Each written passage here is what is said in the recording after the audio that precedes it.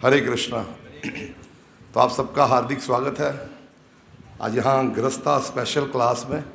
तो भक्ति योग में भगवान स्टार्टिंग में क्या कहते हैं? मया आसक्त मना पार्थ योग युंजम मद आश्रय। इसके ऊपर हम चर्चा कर चुके हैं, लेकिन भगवान कहते हैं जैसा कि हम इतनी क्लासों में सुन चुके हैं कि सबसे सर्वश्रेष्ठ है कि जब हम अपना मन भगवान में लगा देते हैं, मन से भगवान की भक्ति, भगवान का भजन करते हैं। अभी भक्ति करते हैं लेकिन मन कहीं इधर उधर 100 जगह पे घूमता है। लेकिन सबसे उच्च अवस्था जो है वो है जब हम अपनी इंद्रियों से, बुद्धि से और मन से भगवान की सेवा करते हैं। तो भगवान बोले मया आसक्त मना पार्थ, हे पार्थ अपना मन मुझ में लगा दे। अब मन तो हमारा जगह जगह इधर उधर कई जगह पे लगा है, तो कैसे मन को भगवान में लगा पाएंगे? तो भगवान कहते मया आसक्त मना पार्थ योग युंजम। योग मतलब भक्ति योग का आश्रय लो, भक्ति योग करो, योग युंजम। लेकिन योग युंजम मतलब हम जब अपनी भक्ति करते हैं, साधन भक्ति, अपनी माला करनी, भगवान के दर्शन करने, प्रसाद पाना, सुबह जल्दी उठना, ये भक्ति के अलग अलग अंग बताए गए। तो भगवान कहते हैं भक्ति करो, लेकिन किसका आश्रय लेते हुए करो? हमें रहता है कई बार घमंड आ जाता है, अहंकार आ जाता है, ओ हो ये कार्य कर लूंगा जी, हो जाएगा जी, आता है मेरे को 16 माला, ऐसे प्रभु कर लूंगा। तो हमें कई बार लगने लगता है कि मैं अपने बल के ऊपर अपना भजन कर रहा हूं, मंदिर आ पा रहा हूं, भक्तों का संग कर रहा हूं, 16 माला जप कर रहा हूं। ये मैं कैसे कर रहा हूं? कुछ तो बात है मेरे में। तो भगवान हमने पिछले ही क्लास में ये बात की थी कि जब हम भक्ति में आते हैं तो हम जो 100% कार्य करते हैं उसमें से 99% मेहनत कौन करता है? भगवान करते हैं। हम कितनी मेहनत करते हैं? 1% मेहनत हमारी रहती है हमारी भक्ति में भी। वो 1% हमारी क्या है? सिर्फ इच्छा करनी। हम ये इच्छा करें, क्योंकि इच्छाओं से छूटा कोई भी व्यक्ति नहीं है। हम इच्छा करें कि हाँ मैंने भक्ति करनी है, हाँ भगवान मैं आपको जानना चाहता हूं, देन भगवान 99% मेहनत भगवान करते हैं उसमें। कैसे हमारे लिए व्यवस्था बनाते हैं, सारा कुछ होता है, ये कौन करता है? ये 99% मेहनत करते हैं भगवान। तो हमें लगने लगता है कि हम ओह कर ले हैं जी, मैं करने वाला हूं। लेकिन भगवान कहते योग युंजम मद आश्रय, मेरा आश्रय लेते हुए आप क्या करो? अपनी भक्ति करो। तो भक्ति में आके कभी भी आश्रित होना नहीं छोड़ना। बस दिक्कत, प्रॉब्लम कहां पे है? प्रॉब्लम है कि हम भगवान को छोड़ के अलग अलग चीजों का आश्रय लेते हैं। जिनका आश्रय लेना चाहिए, हमें मानना चाहिए, उसका आश्रय नहीं लेते है। तो उन्हीं के ऊपर आश्रित, लेकिन मानते नहीं है। तो भगवत गीता ऐसे आगे बढ़ती है। आगे बढ़ते हुए भगवान कहते हैं अर्जुन को दिखाते हुए कि मनुष्या नाम कश्चित यतति। पहली लाइन का अर्थ क्या है? भगवान अर्जुन को दिखाते हैं, ये सारी सेना सामने खड़ी। अब अपने सामने, अपनी आंखों के सामने वो सीन लेके आओ, इधर भी कितने सैनिक खड़े, इधर भी कितने सैनिक खड़े हैं, और कृष्ण और अर्जुन दोनों सेनाओं के कहां पे खड़े हैं? बीच में खड़े हैं। और अब यहां पे भगवान अर्जुन को कहते हैं ऐसे उंगली करते हुए, मनुष्या नाम सहस्त्रेषु, मतलब हजारों में से, हजारों मनुष्यों में से कश्चित कोई, यतति मतलब यतन करता है। काहे के लिए यतन करता है? सिद्धि के लिए। सिद्धि मतलब परफेक्शन। सिद्धि का हमने सिंपल भाषा में बोले, सिद्धि का मतलब सीधे रास्ते पे चलो। तो भगवान बोले हजारों में से कोई बिरला सीधे रास्ते पे चलने का प्रयत्न करता है। इससे हम ये निकाल सकते हैं कि 1000 में से एक सीधे रास्ते पे चल रहा है और 999 क्या कर रहे हैं, उलट रास्ते पे आ रहे हैं। तो वो जो एक व्यक्ति सीधे रास्ते पे चलने का प्रयत्न करता है, 999 लोग उस एक व्यक्ति को क्या बोलते हैं, तू क्या गलत है जी, पागल है, देखो किधर को जा रहा है, ये थोड़ी सही रास्ता है। जिंदगी मिली, शरीर मिला, खाओ पियो, ऐश करो, नॉन वेज खाओ, वो करो, पार्टियां करो, इंजॉय करो। अरे इसके लिए मिला। क्या आप लोग 2-2 घंटे बैठ के हरे कृष्ण ये करते रहते हो? पागल हो गए जी, बेवकूफ। ये नहीं अब हमारे मतलब का रहा। अब उसमें से अगर जो पॉइंट हमने निकाला था, हमें किसके सामने अच्छा बनना है? हमें भगवान के सामने अच्छे बनना है कि दुनिया के सामने अच्छे बनना है? भगवान के सामने हमें अच्छा बनना है। तो भगवान की दृष्टि में अच्छा कौन है? जो भगवान कहते हैं मनुष्या नाम सहस्त्रेषु कश्चित यतति सिद्ध, जो यत्न करता है। यत्न करने का मतलब कि करना पड़ता है प्रयास, अपने आप नहीं होने वाला। भक्ति के विषय में बोलो ना किसी को, और भक्ति तो वो हो, भक्ति में क्या कौन सी बात है जी, हो जाएगी, कर लेंगे। भक्ति करने के लिए भी क्लासेस सुननी पड़ेंगी, बैठना पड़ेगा, सत्संग अटेंड करना पड़ेगा। क्या बातें करते हैं। जबकि पहले श्लोक में भगवान ने क्या बताया, तत्शृणु, अपना मन मुझ में आसक्त करना है, भक्ति करो। भक्ति किसके आश्रित होके करो? मेरे आश्रित होके करो। होगा क्या? असंशय समग्रम, तेरे सारे संशय दूर हो जाएंगे। यथा ज्ञाससी, और पूर्ण ज्ञान हो जाएगा। इसके लिए क्या करना पड़ेगा? भगवान क्या बोले? तत्शृणु, सुनो। तो इसी श्लोक में भगवान आगे चल के क्या कहते हैं कि हजारों में से विरला एक सिद्धि के लिए प्रयत्न करता है। और आगे यतताम अपि सिद्धा नाम कश्चिन माम वेति तत्वता, तत्व रूप में कोई विरला मुझे जान पाता है। अब तत्व के ऊपर बात की थी, तो तत्व क्या एक्चुअली में जान पाता है। तत्व तो मतलब भगवान ने जो लीला की, उस लीला के द्वारा भगवान ने सिखाया क्या, क्या उसमें से सीख मिली, तत्व क्या है उस चीज के पीछे। एज इट इज कि भगवत गीता भागवतम का जो ज्ञान है, हमारी भौतिक आसक्ति के बंधन को क्या करता है? काटता है प्रभु। जो हम मोह में फंस रखे ना, आसक्तियां फंसा रखी ना, इस यहां पे फंस के रखे हैं आसक्ति, जो गांठ लगी है, ये भगवत कथाएं क्या करती हैं? उस आसक्ति को काटते हैं।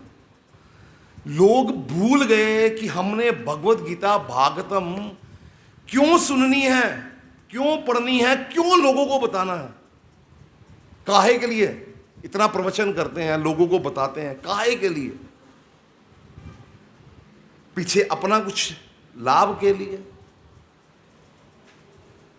काहे के लिए बताते हैं? भगवान की प्रसन्नता के लिए। आप याद रखिए, भक्ति में अगर हम कोई भी कार्य करते हैं तो उसका मुख्य उद्देश्य ये होना चाहिए, भगवान की प्रसन्नता। जहां पे लक्ष्य इससे हटा, भगवान की प्रसन्नता से हटा, वही कार्य आपको नीचे गिराने वाला है।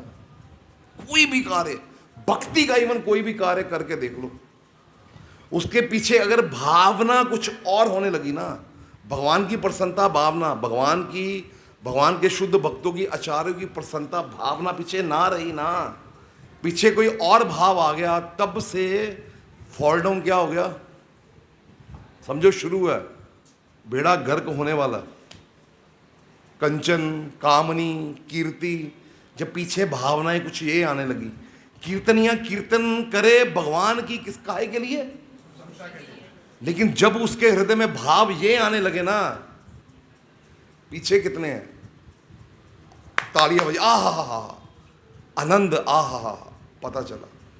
जहां पे भाव ये आने लगा, यही कीर्तन, यही हरिनाम संकीर्तन उसके पतन का कारण बनने वाला। यही कथा, भागवत कथाएं अगर कोई सोचने लगे कि मैं अपनी प्रतिष्ठा के लिए, मैं कुछ धन के लाभ के लिए या कुछ ऐसी चीज़ों के लिए ये कथाएं करने लगा हूं ना, यही कथाएं उसके पतन का कारण बन जाएंगी। लोगों को सिर्फ पैसा चाहिए, किसी ना किसी तरीके से पैसा बनाना। जैसे ही मृत्यु होने वाली है, वो चीज़ जिसके लिए सारा जीवन लगे रहे हैं ना, पैसा पैसा, चमड़ी जाए दमड़ी ना जाए, जिसके लिए लगे हैं पैसे के लिए। तो नीति शास्त्र क्या कहती है? धनानी च भूमो, वही पैसा भूमि में गड़े का गड़ा रह जाएगा। पुराने ज़माने में यही करते थे लोग, जो पैसा, जो धन दौलत थी, कहाँ पे रखते थे? संभाल के खोदते थे और बीच भूमि में गाड़ देते थे। तो कहते धनानी च भूमो, धन कहाँ पे रह जाएगा? भूमि के अंदर गड़े का गड़ा रह जाएगा, साथ में जाएगा। हमारी ये स्पेशल पोशाक है धोती, माता जी लोगों के लिए साड़ी। धोती पता हमें क्या सिखाती है? धोती में कहीं जेब होती है? धोती में जेब? धोती हमें ये सिखाती है, वैराग्य सिखाती है कि कुछ भी प्रभु साथ चलने वाला नहीं।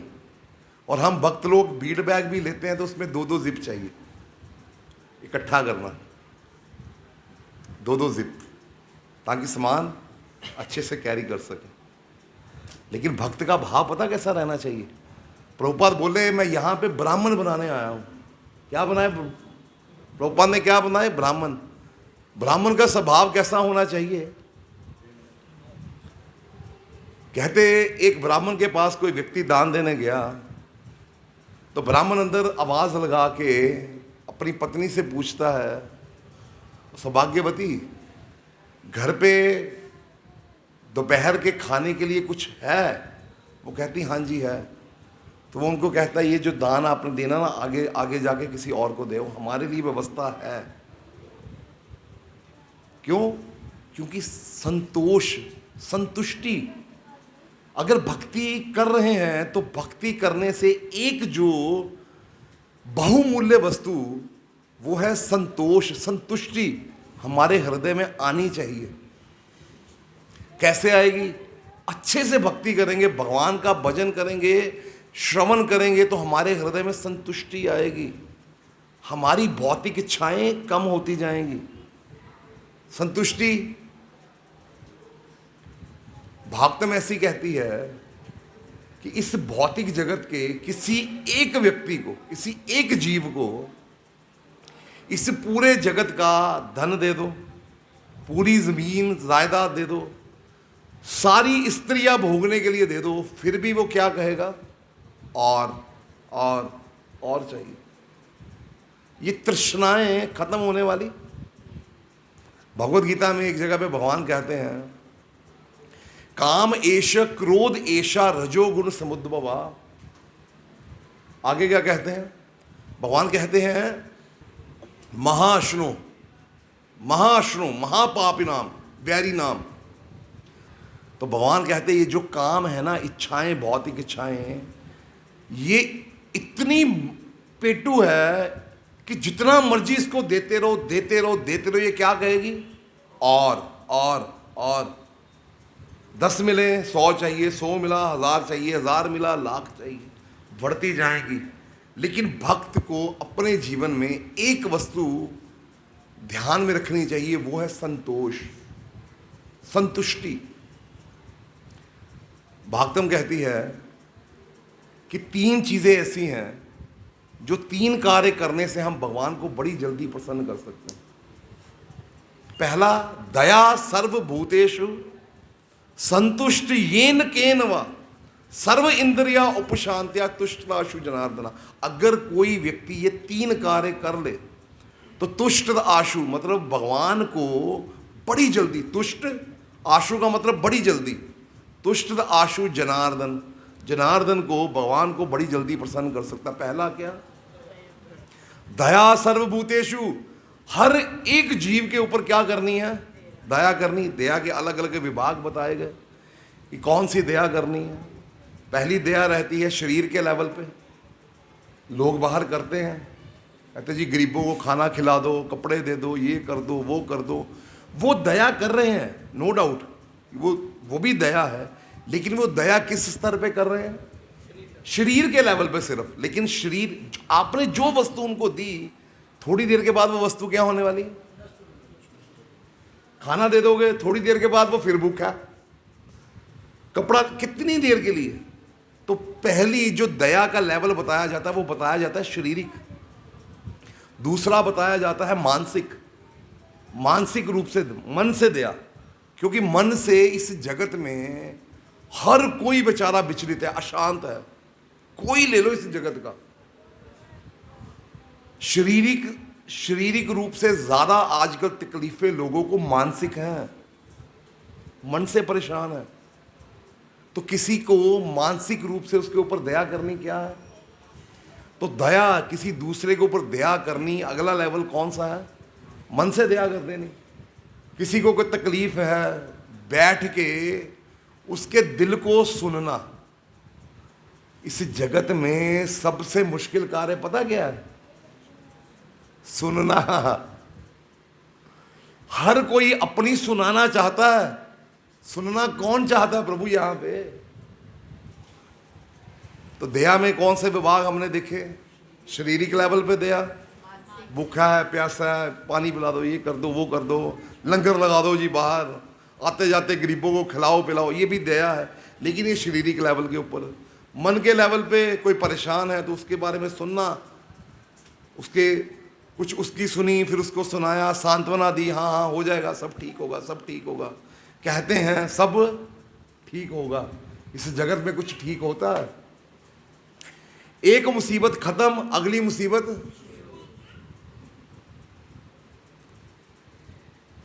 पदम पदम यत विपताम, यह भौतिक जगत का स्वभाव है। एक मुसीबत खड़ी हुई नहीं तो अगली मुसीबत खड़ी है। भूल जाओ, अगर आप अपने मन को ये सांत्वना दे के रखे हो ना कि ये मुसीबत बस खत्म होएगी, तब मैं प्रभु भगवान का भजन पक्का करूंगा। बस ये प्रॉब्लम एक बार होए खत्म। प्रॉब्लम जीवन में कभी खत्म होने वाली नहीं। अगर आप सोचो ये ठीक होगा तो मैं भगवान का भजन करूंगा, इस दुनिया में यकीन मानिए कुछ भी ठीक होने वाला नहीं है। हमें समय निकाल के भगवान का भजन करना ही पड़ेगा।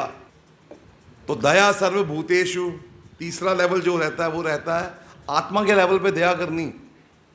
किसी दूसरे जीव को भगवान की भक्ति दे देना। अब जैसे कोई छोटा बच्चा मेले में गया, मेले में बेचारा गुम हो गया, चोट भी लग गई, कपड़े भी फट फुट गए, भूखा प्यासा भी है, कोई व्यक्ति मिले उसके ऊपर दया करे। तो आप खुद बताइए सबसे उच्च उसके ऊपर दया, उसकी सेवा क्या होगी? कि उसको कपड़े दे दे, नहला दे, दुला दे, खाना खिला दे, या उसको उसके माता पिता के साथ मिला दे। क्यों उसको उसके माता पिता से मिला दे? उससे क्या होगा? हम कितनी देर उसको नहला देंगे, दुला देंगे, खिला देंगे, पिला देंगे। अगर उसको उसके असली माता पिता से जोड़ दिया तो क्या है? माता पिता खुद ब खुद सारा कार्य कर देंगे। इसी प्रकार इस जगत में जितने भी जीव हैं बेचारे भूले हुए हैं अपने असली माता पिता को। और भगवान भगवद गीता में कहते हैं पितामहस्य, मैं सबका पिता माता सब कुछ, भाई बंधु क्या हूं? मैं हूं। लेकिन सारे जीव क्या कर चुके हैं? बेचारे भूले बैठे हैं भगवान को। तो किसी दूसरे को भगवान के साथ मिला देना, ये सबसे ऊंची सेवा, सबसे ऊंची क्या है? दया है। तो हमें क्या करना चाहिए? दया करनी चाहिए, लेकिन लंगर लगा दें, गरीबों को खाना खिला दें, या उनको भगवान के साथ मिला दें। कहते हैं इस्कॉन क्या करता है समाज के लिए? कईयों का ये प्रश्न आता है, क्यों प्रभु जी? आता नहीं आता? क्या आप माला लेके बैठे रहते हो? ये जो टाइम चल रहा है ना, आपको तो बंदूक लेके खड़े होना चाहिए। कहते नहीं कहते? जानते नहीं बेचारे कि जो कार्य भक्त कर रहे हैं ना, भक्तों के तो आभारी रहना चाहिए पूरे समाज को। जितनी दुनिया डिप्रेशन में जा रही है, कभी सुना है कृष्ण भक्त ने आत्महत्या कर ली? सुना? भक्तों के खिले हुए चेहरे देख के दूसरे भक्त बन जाते हैं। हमारे नादिया प्रभु इन्हें जब देख लो इनका चेहरा ऑलवेज स्माइलिंग रहता है। प्रभु जी को देख के ना पूरा उत्साह आ जाता है अंदर, आह भक्त होना चाहिए तो ऐसा। मैं जब भक्ति में जुड़ा तो मैं भक्तों को देख के जुड़ गया यार। हमारे जैसे लड़के, तब चलो लड़के थे, हमारे जैसे लड़के यार, क्या स्माइलिंग, क्या बेझिझक। मतलब बाहर जगत में लोगों को इतनी टेंशनें, इतनी प्रॉब्लम्स हैं, लेकिन भक्त हमेशा ऑलवेज स्माइलिंग। मायादास सदा उदास, कृष्णदास बिंदास। जीवन में कुछ भी तकलीफ आती है, कुछ भी आता है और कहता कोई बात नहीं, देखी जाएगी, ये भी निकाल देंगे भगवान। क्योंकि सहने की शक्ति वास्तव में कौन देता है? भक्ति में आके दुख आने बंद हो जाएंगे ऐसा नहीं है, भगवान ने कहीं नहीं कहा। लेकिन उन दुखों को सहने की शक्ति कौन दे देता है? भगवान देते हैं उन दुखों को सहने की शक्ति।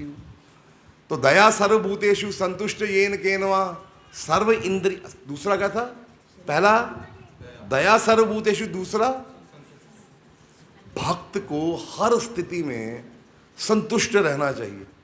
इस भौतिक जगत में ज्यादातर लोगों का क्यों विचलित हैं? क्योंकि वो अपनी वस्तुओं से संतुष्ट ही नहीं है, सेटिस्फाई ही नहीं है। कमाने को महीने का कमाते हैं 5 लाख रुपया, लेकिन हाँ अशांति बढ़ी है, इतने विचलित, सेटिस्फाई नहीं है। अरे हमें निर्धारित करना चाहिए कि मुझे कितने की आवश्यकता है। जो भक्त है वो हर स्थिति में उसको संतुष्ट रहना चाहिए, भौतिकता में, भक्ति में नहीं। ये बात ध्यान रखियो। आप बोलो प्रभु जी मैं 8 माला करता हूं, मैं तो बड़ा संतुष्ट हूं जी 8 माला करके ही। भक्ति में हमें कभी संतुष्ट नहीं होना, लेकिन अपनी भौतिक चीजों में हमें क्या रहना चाहिए? संतुष्ट रहना चाहिए। भगवान के आगे हाथ जोड़ के ये प्रार्थना करनी चाहिए कि भगवान आपने जिस स्थिति में मेरे को रखा ना, सच्ची में बोलूं इसके लायक नहीं था, मैं इसके लायक नहीं था, लेकिन ये तो आपकी कृपा है कि इस यहां पे आपने इस स्थिति में मेरे को पहुंचा दिया। दया सर्वभूतेषु संतुष्ट येन। भक्त को हर परिस्थिति में क्या रहना चाहिए? संतुष्ट रहना। भगवान जितना दे रहे हैं मेरे हिसाब से तो वो भी ज्यादा है। अगर संतोष नहीं है, आप 10,000 महीने का कमा रहे हो, अगर आपके मन में संतोष नहीं है तो आप 10 लाख रुपए महीना कमा लो, फिर भी आप क्या रहने वाले हो? फिर भी परेशान रहने वाले हो, अगर मन में संतोष नहीं है। तो हमने जो बात की थी कि ज़रूरतें भगवान सबकी पूरी करते हैं, लेकिन इच्छाएं किसी की नहीं पूरी होती। इच्छाएं एक बहती हुई नदी के समान है। अगर कोई सोचे ये नदी खत्म होगी तो मैं निकल के आगे जाऊंगा। भक्ति रसामृत महाराज अपने एक लेक्चर में बता रहे थे, कड़ी समझते हो? जंजीर समझते हो? हम जगत में क्या देखते हैं कि जो जंजीरों से बंधा है वो एक जगह पे बेचारा टिक के बैठा है, भाग थोड़ी सकता है, कहीं जा थोड़ी सकता है। लेकिन जो जंजीर से आजाद होगा वो कहीं भी इधर उधर भ्रमण कर सकता है। महाराज कहते जो इच्छाओं की श्रृंखलाओं से बंधा हुआ है वो जगत में जगह जगह क्या कर रहा है? भाग रहा है। लेकिन जो इस श्रृंखला से नहीं बंधा ना, वो एक जगह पर शांत होकर क्या है? आराम से बैठा है। देने वाले कौन है? लेकिन ये नहीं है कि भक्त अपना प्रयास छोड़ देता है। इसके लिए भगवान तभी कहते हैं युक्त आहार विहार से युक्त कर्म चेष्टसु, कि हमें क्या करना पड़ेगा? रेगुलेट। जो जिस चीज के लिए समय है वो उसको दो। व्यापार का समय है तो व्यापार को दो, बुद्धि लगाओ वहां पे, कैसे मैंने काम करना है।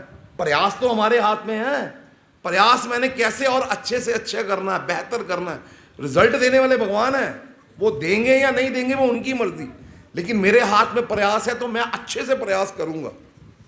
हम भूल जाते हैं कि जीवन में लक्ष्य क्या है, फिर अलग अलग लक्ष्य बन जाते हैं। इसको मैनेज करना, उसको मैनेज करना, ये करना, वो करना, उसको देखना, उसको देखना, खुद ठुस। तो श्री श्री राधा कृष्णचंद्र भगवान की, श्री श्री जगन्नाथ सुभद्रा बलदेव सुदर्शन प्रभु की, श्री श्री गौर निताय की, जगत गुरु श्रील प्रभुपाद की।